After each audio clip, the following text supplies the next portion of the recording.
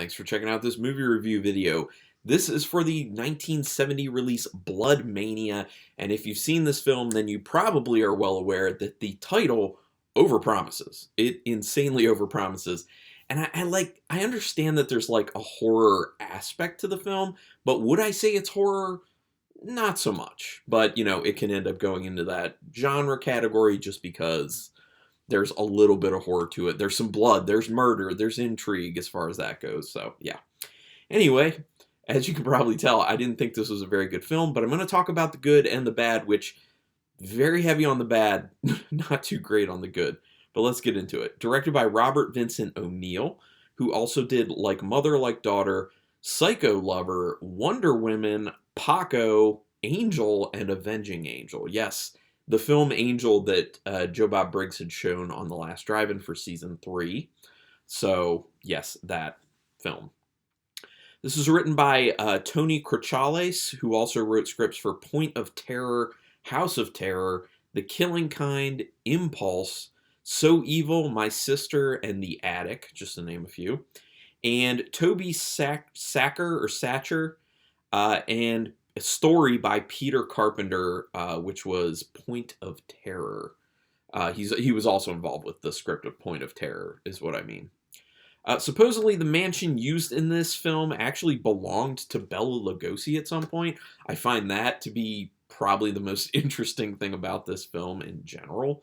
Although also the beginning with that kind of like animated title where it says Blood Mania in blood and like the hand kind of like stretches it down is cool. I like animated titles like that, so I like that that's how the film starts. But, and also the touch of the woman screaming with the music going on. The music is a little much and very odd and very much just like this cacophony of random noises is kind of what the music seems like in the very beginning. Thankfully, the music does get a lot better as the film goes on, but in the beginning, you're kind of like, what am I getting myself into? I will say at one point, the music actually sounds like 70s porn music, which, is pretty appropriate with this film, I feel like, because it feels like it's more about sex and nudity than it is about horror or an actual story to the film or about filmmaking, really.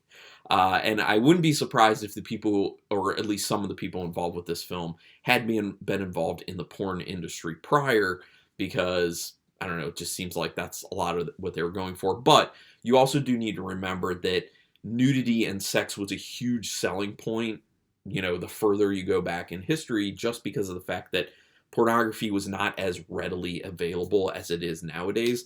Like nowadays, people would be like, oh, okay, what, sex and nudity in a film doesn't really matter that much because I can just go to the internet and find something more tailored to myself that I would actually find alluring, or there's just a larger selection and it's more graphic. That wasn't always the case. Availability was a lot less back in the 70s. So to see this level of nudity and this level of sex in a film may have driven a lot of people to it, to be honest. Mainly guys. Because let's be honest, there was almost no male nudity in this. It was pretty much all female. You saw, I think, Cooper's butt early on, and that's about it. I thought you were going to see his penis at one point, but you didn't. The opening music is all over the place, and also the freeze frames of the woman running with, all the different colors. And what was that? Like, what was that, though? Like, that wasn't even an actual portion of the story later on in the film. I don't understand what the beginning had to do with this film. There are a lot of things they just kind of leave hanging with this, and I'll talk about those at the end. But, yeah, there's just a lot of things left hanging, which I don't like. I mean, it just speaks to the fact that it's not very focused on the story. The script writing was really poor. The story idea could have been okay, honestly, but it just wasn't. With immediate nudity, I'm sure they pulled in the male demographic pretty quickly. Yes, they wasted no time getting to the nudity, and it was frequent from there. So I'm wondering if they had an idea going into the film of like a pacing for like, okay, we've gone on too long now. Now a woman needs to get naked and we need to have a sex scene. So let's make this happen. Because at a certain point, it just felt like, I was like, is every single character in this going to get it on with the other characters? Because there was so much sex going on. I was just like, where does it end?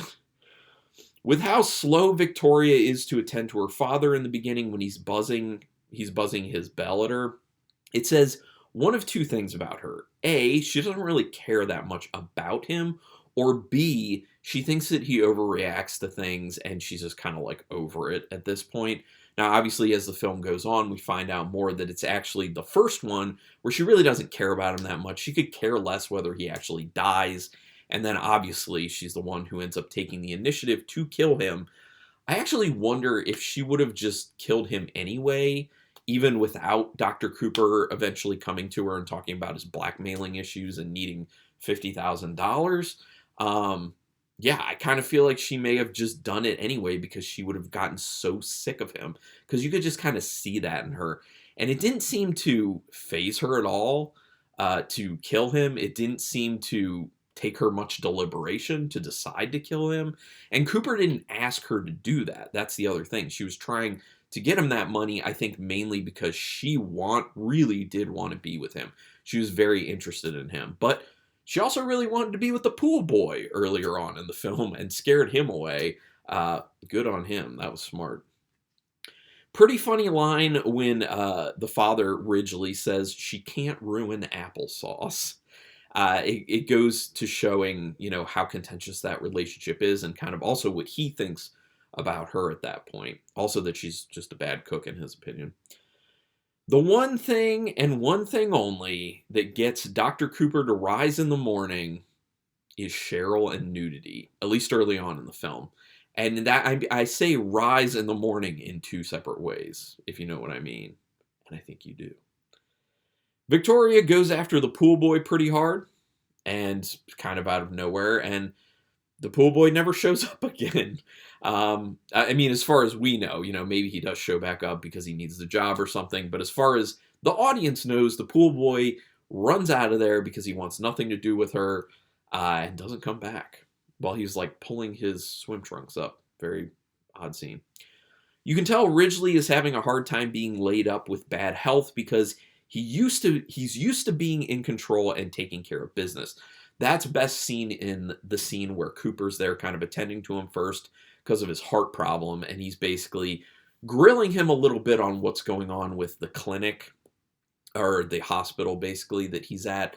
And you can tell he just has a hard time like not being in the know, not having control, not actually like doing work. He doesn't like being laid up and basically doing nothing and feeling like he doesn't really matter anymore. Like you do get a sense from his character that he feels like he's being kind of pushed to the wayside just because he is older and he is having health issues and it's hard for him. He doesn't want to deal with that. So I think they featured that well enough within the film. The vague talk about Larry's blackmailing between Larry and Cooper makes you wonder if any of it will actually be elaborated upon or if this movie is just really that bad. Well, this movie really is that bad, but they actually do kind of elaborate on it a little bit more when Cooper eventually confides in Cheryl that he, is being blackmailed for this $50,000. And then he says why, which is he was involved early on in his life in giving abortions. Now, you do need to know that abortions became legal in the United States in 1973. So this film came out in 70. So at that point, they were illegal. So you have to think about the context of society at that point and why that was such a big deal for him and why he could actually end up being blackmailed because he was a practicing doctor at this point in the film. And if it was to be found out that he was involved in abortions, yes, he potentially could be, taken to court, charged with things, or at the least have his medical license revoked because that's not legal at that point. Now becomes legal in 73. Obviously, it's become illegal in some states now, which I don't really personally understand. I think it's going back to pre-1973 in a sense, but I'm not here to talk about that. I'm here to talk about this film. It seems that all Cooper and Cheryl do is bone. Yeah, until Cooper forgets about Cheryl, basically, and then he's like, oh, now I'm going to bone Victoria. Oh, now I'm going to bone Gail. I'm surprised he didn't try and bone Kate. Miss Lucas? I'm surprised he didn't try and bone the nurse. I guess she just wasn't good enough looking for him. That's my guess. But, I mean, she was looking for a guy. She said at one point even, someone had said something like, what did they say? You can stay, I think is what Victoria had said to her at one point. And she's like, I wish a guy would say that to me. It's like she's looking, drop my notes. Apologies. Sorry, it's going off the rails a little bit. But anyway, yeah, early on, you're just like, all Cooper and Cheryl do is bone. All pretty much any character in this film does is bone. They just bone each other. When it's revealed that Cooper was involved in doing abortions, remember that it wasn't legalized. Yeah, sorry, I already went over that. You can tell that Nurse Turner has a good relationship with Ridgely, and she and Victoria don't get along because how they interact with Ridgely actually personifies or exemplifies their personalities individually. That's why they're so at odds immediately, is that Nurse Turner is like a good, nice person who has a nice relationship with Ridgely. Victoria is not a good, nice person. She has a terrible relationship with Ridgely. Now, I mean, I found it kind of nice, but kind of not nice that Ridgely left Nurse Turner, I think it was $1,500. So, like, he left her something, so that was nice. But then I was like, why didn't he leave her more than that? Because literally, like, the $1,500 he left her was just, I think he said just for her services. And then it was like, thanks for making me, letting me smile or making me smile or something. It's just like, if he liked her that much, like, why wouldn't he leave her something a little more substantial? Because you get the idea that this guy had good money, like a nice chunk of money. How did I know that Cooper and Victoria would end up getting it on? Probably because that's what this film seemed to be all about. What the hell would Victoria think Cooper needs 50,000 of? Why does she ask? When the first conversation comes out about the blackmailing, he just says, I need 50,000. And she says, 50,000 of what?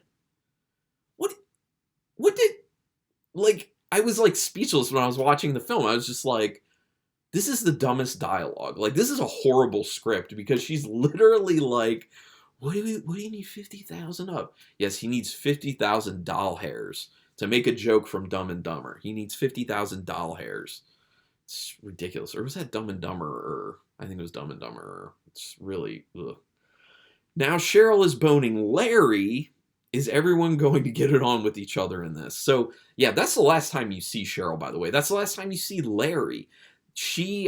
What it seemed like to me is she was trying to kind of get the $50,000 forgiven in the mind of Larry because of having sex with him.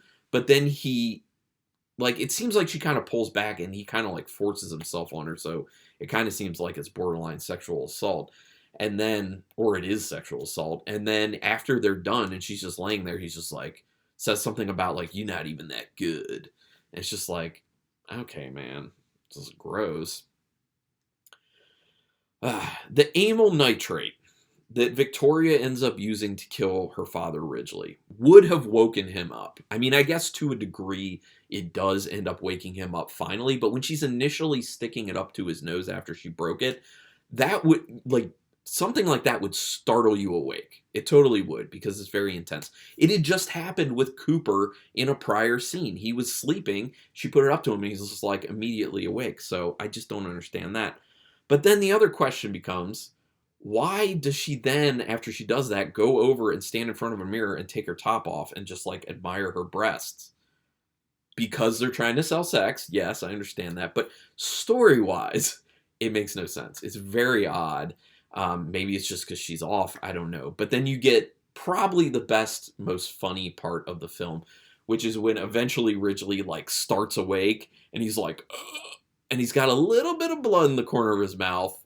And then they, like, stop on that. Like, they stop the scene on his facial feature, which is just, or his facial expression was just, like, pretty funny. Pretty funny, in my opinion. There's another good facial expression in this at the end of the film. I'll comment on that later. Maybe Victoria should have been nicer to her father if she wanted money to be left to her in the will. You would think that people would think these things through, but I guess they don't. Or it's just bad writing. Victoria's freak out is pretty good. I did like that. I mean, it made me actually think about the freak out in the film Pieces, where the woman keeps yelling bastard over and over again. just like the screaming, the wailing, the acting out that Victoria does, like, good scene. Fun, ridiculous, over-the-top scene, in my opinion. I like how Cooper admits to Kate, Miss Lucas, that he's going after Gale for the money. I don't think that's very bright. He didn't have to admit it to her, but then he just does. I guess he just felt like that sure that he would be able to, win her over. But then I also don't understand Kate, because then she's like, you stay away from her. And she's very much trying to scare him away or get him to back off. But then when he makes a move on her to like go out on the town with her, then Gale turns to Kate and invites her to go along, and she's like, oh, no, no, no. And then later on, she like literally packs up and leaves because she just resigns herself to the fact that Cooper has moved in on Gale, but she didn't even try. Like, she talked a good game about caring about that, and then she didn't try. The first thing she could have done is accepted the invite from Gale, go along. Does she not understand how cock blocking works? Obviously she doesn't. She could have been there. She could have blocked the cock. I'm just saying. Did not make any sense. By the way, the whole montage of Cooper and Gale's like day out at what looked like a Renaissance fair, which I didn't even know they did them in the 70s. I know it's been a thing for a while, but I didn't know it was a thing in the 70s. But looks like they had fun. That montage, A, is super boring. B, goes on way, way, way, way, way too long. So I was just like, oh my gosh, when is this one over? Because you just don't need it. Sure, it's how they show their burgeoning romance. And it does show that like they genuinely start to like each other, even though Cooper's initial aim is just to get to her for the money, obviously, because didn't work out with the other sister, Victoria, because she didn't get the inheritance that he wanted. Although he could have convinced her to sell the house, honestly. Really could have. Cooper must really like Gale since he actually turns money down. Yes, they have that conversation, Gale and Victoria, where Gale says that she offered money to Cooper because of the blackmail, because he had brought it up, and he turns it down. So it is at that moment that you, as an audience member, and Victoria get, he didn't actually like Victoria because he wanted the money from Victoria, not the relationship, and he actually does like Gale because he doesn't want the money. He turns it down. So that's why Victoria gets pissed too. Finally, some of that blood the title promised when Victoria actually bludgeons Gale to death. I thought we were going to get a lot more actual blood in this film. I was hoping for it, but, it's a film. I think Victoria killing Gale is less about trying to get Cooper back with the money and more about hurting him because she knows that he actually liked Gale in the end. So that is kind of a nice, under the surface thing for the film, where you're kind of like, oh, she has some sort of like actual motivation here. She's not trying to get back with him. She's already hurt. Blah, blah, blah.